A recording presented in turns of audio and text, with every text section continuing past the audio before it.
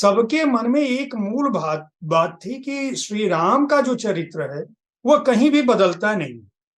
शैली अलग रही होगी, रिलेशंस अलग रहे होंगे, घटनाओं को आगे पीछे कर दिया गया होगा, लेकिन जो श्री राम का मौलिक संदेश है और जो उनका चरित्र है, उसमें बहुत बदलाव नहीं होता है। चाहे वो 300 जितनी भी रामचरितमानस राम कथा है दुनिया भर में, वो कहीं न कहीं वो मूल कथा श्री राम को लेके और उनके संदेशों को लेकर एक।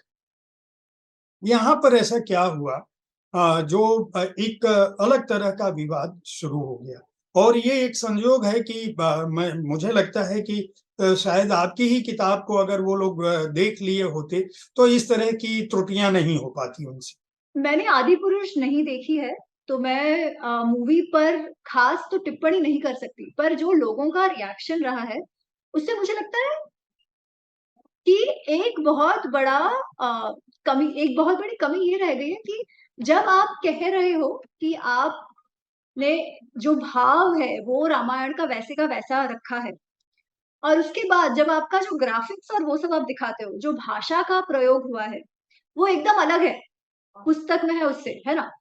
पर अगर आपने केवल इतना कहा होता रामायण पर आधारित है, परंतु एंटरटेनमेंट के लिए है, तो एक चीज़ है। पर आपने लोगों के भक्ति को, लोगों के भावों को एक्सप्लॉइट करा। मूवी के पहले ही जो मार्केटिंग जो आप कर रहे थे उसमें, है ना? पर आपका प्रोडक्ट ऐसा निकला कि उन भावों को मैच नहीं कर पाया। इसीलिए मुझे ऐसे लगता है कि इतना बड़ा जो पंगा उनके साथ हो गया, वो इसके कारण अधिक हुआ। नहीं तो इतने सारे लोग इतना सारा लिखते हैं, केवल आदिपुरुष की बात नहीं है और जो आप कह रहे हो कि सबने एक ही मौलिक चरित्र रखा, ऐसा भी नहीं है। इनफैक्ट आजकल तो ऐसी परिस्थिति आ गई है कि जब लोग रामायण की भी बात करते हैं, तो वो रामायण को धर्म-अधर्म का विषय छोड़कर आर्यन-द्रविडियन बना देते हैं, है ना? ऐसी पुस्तकें मार्केट में है, ऐसी पुस्तकें बिकती भी है और किसी ने उनकी सामने कोई भी हंगामा नहीं खड़ा किया। किसी ने ये नहीं कहा कि वो पुस्तकों को बैन कर दो, है ना? तो ऐसा नहीं है कि ये दूसरे विचार और दूसरे जो मैं उन्हें पर्सपेक्टिव नहीं मानती, खैर मैं उन्हें फिक्शन मानती हूँ, पर ऐसा नहीं है कि वो नहीं है। परंतु वो पोज़ीशन ऐसे नहीं हुए कि हमने वही का वही भाव रखा है, एग्ज़ैक्टली वही का है, कुछ भी उनसे फ़र्क नहीं है, ठीक है?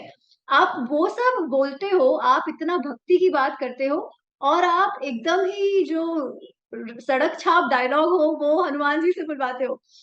अच्छा, अब इसमें मैं और एक बात कहना चाहूँगी कि हनुमान जी का जो व्यक्तित्व है, वो अलग-अलग रामायण में अलग-अलग भी रहा है। स्पेशली अगर आप साउथ ईस्ट एशिया में देखो, तो उनका जो व्यक्तित्व है, वो बहुत ही हँसमुख व्यक्तित्व है, बहुत ही मस्तीखोर व्यक्तित्व है, ठीक है?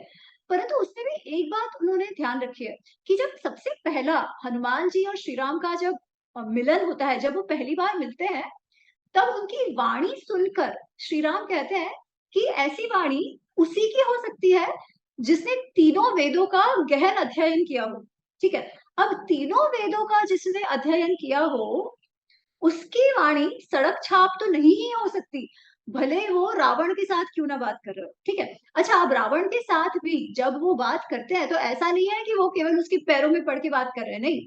वो बहुत ही असर्टिवली, बहुत ही कॉन्फिडेंटली वो बात कर रहा है और उनको ये भी कह रहे हैं कि अरे तुम भूलो मत तुम किससे पंगा ले रहे हो। मतलब ही डजंट से पंगा ये शब्द नहीं है, पर वो कहते हैं कि तुम ध्यान रखना, तुम वाली को अपना भाई मानते थे ना, क्योंकि और वाली ने तुमको हराया हुआ है, वाली ने तुमको पछाड़ा हुआ है। उस वाली को श्री राम ने एक बाण से मार दिया, ठीक है? तो उन्होंने ऐसे भी कहा है, जो थ्रेट हम बोलते हैं ना, वैसे भी दिया है, पर बुद्धि का प्रयोग करके दिया है ना? तो अगर आप भाव रखना चाहो और आप व्यक्तित्व को वैसे का वैसा रखना चाहो, तो इन कुछ-कुछ चीज़ों का ध्यान रखना आवश्यक हो जाता है, स्पेशली जब आप उसे प्रेज़ेंट ऐसे कर रहे हो कि हमने उसी पे लिखा हुआ है। अगर आप कहोगे नहीं it is just based on it for entertainment के लिए, तो बात ही अलग हो जाती है। जो वो उसके बाद कहने लगे, है ना? उसके बाद वो कहने लगे नहीं इट इज़ इंस्पायर्ड, पर हम तो जो वॉर है, हम तो सुपर हीरो मूवी जैसा बनाना चाह रहे थे। अगर शुरुआत से अगर वो ये कहते, तो कदाचित इतना बड़ा जो लोगों की एक्सपेक्टेशन जो थी, उससे इतना फ़र्क आ जाने के कारण जो हुआ वो ना होता। ऐसा मेरा मानना है, बट जैसे मैंने कहा मैंने मूवी देखी नहीं है, तो मैं मूवी पे टिप्पणी नहीं कर रही हूँ। मैं सिर्फ़ सोशल मीडिया पे जो रिएक्शंस हैं उसके हिसाब से कह रही हूँ।